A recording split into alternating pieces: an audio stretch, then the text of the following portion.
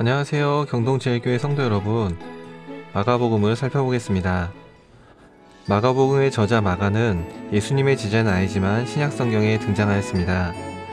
마가의 어머니 마리아는 하나님을 경외하는 부유하고 독실한 여성으로 자신의 집을 기도의 집으로 하나님께 바친 것이 사도행전에 나옵니다. 마가는 바울의 동역자였던 바나바의 조카로서 초기에 바울과 바나바를 따라 전도여행을 다녔지만 어떤 이유가 있어서 밤빌리아의 버가 이르렀을 때 그들을 떠나 예루살렘으로 돌아가 버렸습니다. 다음 전도여행의 기회에 바나바는 바울에게 다시 마가도 데리고 가자고 하였지만은 이전에 밤빌리아에서 그들을 떠나 돌아간 자를 데리고 감이 옳지 않다고 하며 마가 때문에 바울과 바나바는 심히 다투고 돌아섭니다. 그 후 바나바는 마가를 데리고 구브로로 갔고 바울은 실라를 데리고 수리아와 길리기아로 떠납니다. 그러나 후에 바울은 마가를 다시 그의 동역자로 받아들였다는 것을 알 수 있습니다. 마가복음의 기록 시기를 살펴보겠습니다. 예루살렘 성전의 멸망을 미래의 일로 다루기 때문에 예루살렘이 멸망한 주 70년 이전에 기록됐을 것으로 추정되며 제자들에게 고난의 길을 강조하는 것을 볼 때 로마의 대화재 이후 네로 황제의 기독교인에 대한 핍박이 시작되었을 때로 추측할 수 있습니다. 마가복음의 구조를 살펴보겠습니다. 마가복음은 갈릴리, 상경기, 예루살렘이라는 지리적 배경에 따른 세 부분으로 나눠볼 수 있습니다. 첫 번째 부분은 갈릴리를 배경으로 예수님의 기적을 비롯하여 치유와 논쟁 및 비유 이야기가 등장합니다. 두 번째는 가이사랴 빌립보에서 베드로의 신앙 고백을 시작으로 갈릴리에서 예루살렘으로 상경하는 길 위에서의 일들을 다루고 있습니다. 세 번째는 예루살렘에 도착하신 예수님의 마지막 일주일인 고난주간에 벌어진 일을 다루고 있습니다. 마태복음에서는 예수님의 교훈과 말씀들이 중심적인 위치를 차지하지만 마가복음에는 그러한 교훈들보다는 예수님께서 하시는 사역에 중점을 두고 있습니다. 마가복음에서 가장 많은 부분을 차지하는 것은 예수님의 고난주간에 일어난 일들이며 이를 통하여 마가는 독자들에게 약함을 통하여 완전하게 되는 하나님의 능력을 이해하도록 하기 위해 복음서를 기록하였습니다. 제자가 된다는 것은 자기를 부인하고 자기 십자가를 지고 예수님이 가신 그 길을 가는 것입니다. 마가복음이 쓰일 당시에 로마 제국에 박해를 받는 성도들에게 고난에 참여하는 것이 승리와 영광을 얻는 것임을 마가는 말합니다. 이는 오늘날 살아가는 우리에게도 적용됩니다. 세상에서 우리가 익숙하게 생각하던 가치관과 성공의 법칙을 거부하고 예수님께서 모범을 보여주신 고난의 길, 섬김의 길을 가는 것이 우리의 참 영광일 것입니다. 내 영광을 위해 사는 삶 대신에 내가 져야 할 십자가를 지고 예수님이 가신 그 길을 따라가시는 귀한 성도님들이 되시기를 바랍니다. 바이블 프로젝트 영상을 보시겠습니다. 마가복음. 이 책은 예수님의 생애에 대한 최초의 기록 중 하나로서 초기 전통에 따르면 그리스도인 저자이며 요한이라고도 불리는 마가와 관련이 있습니다. 그는 바울의 동료이자 베드로의 가까운 동역자였는데 실제로 초대교회 교부였던 파피아스는 마가가 베드로가 보고 들은 기억을 모아 이 책을 기록했다고 말합니다. 그러나 마가는 들은 것들을 무작위로 갖다 붙인 게 아니라 신중하게 예수님의 이야기를 구성했습니다. 마가는 책의 서두에서 예수님에 대해 이렇게 선포합니다. 하나님의 아들 예수 그리스도의 복음의 시작이라.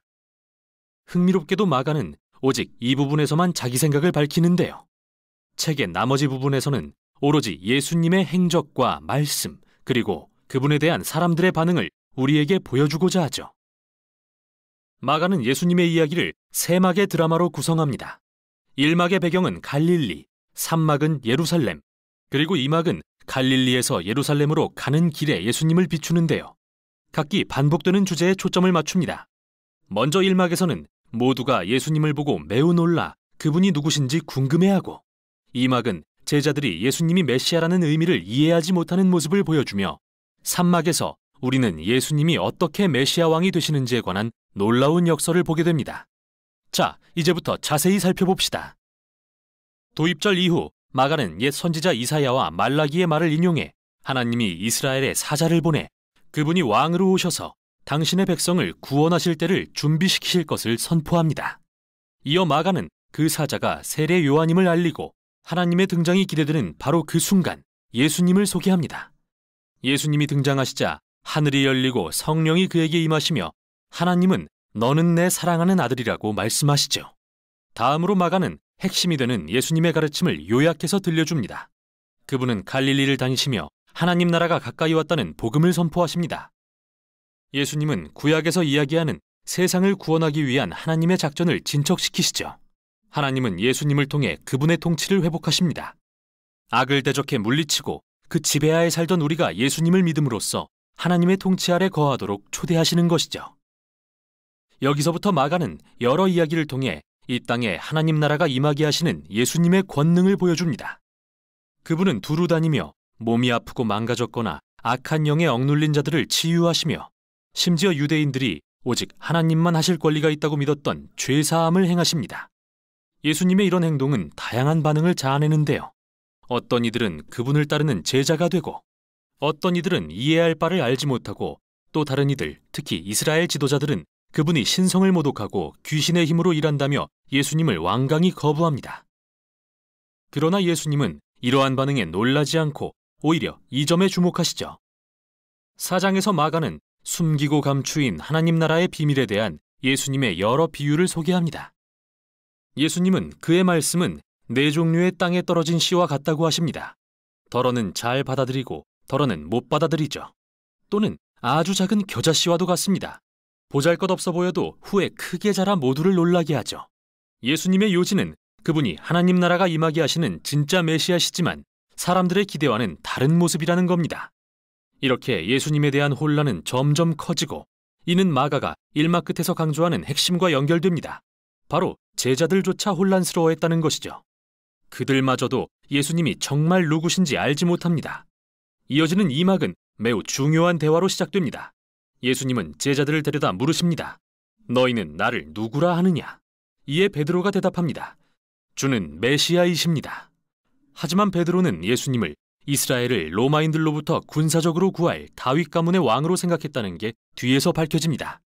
그러나 예수님께 메시아란 이사야 53장에 묘사된 고난받는 종으로서 예루살렘에서 자신의 목숨을 버려 하나님의 통치가 임하게 하실 왕입니다. 제자들은 이 말을 이해하지 못합니다. 왕이신 예수님을 따르는 것은 명성과 지위와 권위를 의미한다고 믿는 그들에게 예수님은 그분을 따르는 것은 사실 죽는 것과 같다고 분명히 말씀하십니다. 마치 자기 십자가를 지듯 폭력과 교만과 이기심을 거부하고 남을 위해 자신의 생명을 버리는 섬김과 사랑의 행동이 바로 그것이죠. 예수님은 제자들과 두 번 더 같은 대화를 나누시는데 모두 인자가 온 것은 섬김을 받으려 함이 아니라 도리어 섬기려 하고 자기 목숨을 많은 사람의 대속물로 주려 함이니라는 중요한 말씀으로 끝이 납니다. 제자들은 여전히 이해하지 못한 채 혼란과 두려움으로 반응할 뿐이죠. 그래서 여기 이막의 마가는 책의 서문을 연상시키는 핵심적인 이야기를 배치합니다. 예수님이 제자 3명을 데리고 산으로 올라가셨는데 갑자기 모습이 변하십니다. 그분이 영광의 광채로 빛나시고 구름이 그들을 덮습니다. 마치 오래전 시내산에서 드러내신 이스라엘의 하나님의 영광을 보는 것 같은데요. 그 당시 산에서 하나님의 임재를 경험했던 두 선지자 엘리야와 모세가 나타나 예수님과 이야기를 하고 하나님은 다시 이는 내 사랑하는 아들이라고 선포하십니다. 마가는 이렇게 이 이야기를 이막의 모든 대화 한가운데 둠으로써 정말 놀라운 주장을 합니다. 하나님의 아들 예수님은 육신이 되신 하나님의 영광이며 영광스러운 이스라엘의 하나님이 그분을 통해 자기 백성의 죄를 위해 고난받고 죽으시는 왕이 되실 거라고 말이죠. 이 난해한 주장의 제자들은 혼란과 두려움을 안고 산에서 내려옵니다. 이제 3막입니다. 예수님은 유월절을 맞아 예루살렘의 왕으로서 입성하시고 사람들은 그분을 메시아라 부르며 환호합니다. 그 후 예수님은 성전뜰에 들어가 왕으로서의 권위를 행하십니다. 바로 도둑과 사기꾼들을 내쫓고 제사제도를 중단시키신 것이죠. 이때부터 일주일간 예수님은 이스라엘 지도자들과 맞서 논쟁하며 그들의 위선을 꾸짖으십니다. 그래서 그들은 예수님을 죽일 계획에 착수하죠. 또 예수님은 제자들에게 예루살렘과 성전이 이 세대가 지나기 전에 무너질 것을 예언하시며 제자들도 예수님처럼 핍박을 받을 거라 경고하십니다. 그분이 다시 오셔서 세상에 하나님 나라가 충만히 임할 때까지 말이죠. 이제 장면은 마지막 밤으로 향합니다. 예수님이 제자들과 가지시는 마지막 유월절 만찬. 이 상징적인 식사는 이스라엘이 유월절 어린 양의 죽음을 통해 노예에서 해방된 이야기를 들려주는데요. 예수님은 이러한 상징들에 새로운 의미를 부여하십니다. 고난받는 종 되신 메시아의 죽음을 통해 죄와 사망으로부터의 해방이 있을 거라고 말이죠. 여기서부터 이야기는 빠르게 예수님의 체포와 이스라엘 제사장들 및 로마 총독 빌라도 앞에서의 재판을 거쳐 십자가 처형으로 향합니다. 그리고 이 모든 것은 1막과 2막의 주요 장면들과 연결되는 한 핵심 장면에서 정점에 이릅니다. 이번에는 구름이 아니라 어둠이 하늘을 덮고 하늘에서 들리는 음성이 아니라 예수님이 숨지시기 전 외치시는 음성이 들립니다.